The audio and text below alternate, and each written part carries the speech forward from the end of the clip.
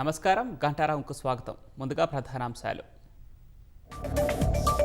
తెలుగు రాష్ట్రాల నీటి వ్యవహారాలపై ఢిల్లీలో కీలక భేటీ.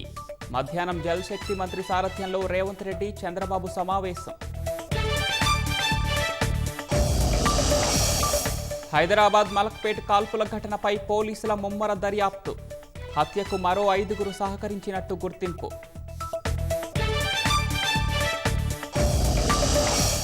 నిజామాబాద్ జిల్లాలో యథేచ్ఛగా మట్టి అక్రమ రవాణా. గుట్టలను తవ్వేస్తూ మొరాన్ని తరలిస్తున్న అక్రమార్కులు.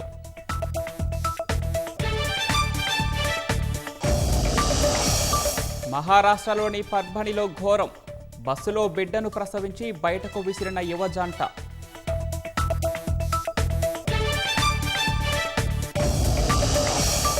ఫౌజా సింగ్ మృతి కేసులో కారు నడిపిన డ్రైవర్ అరెస్ట్.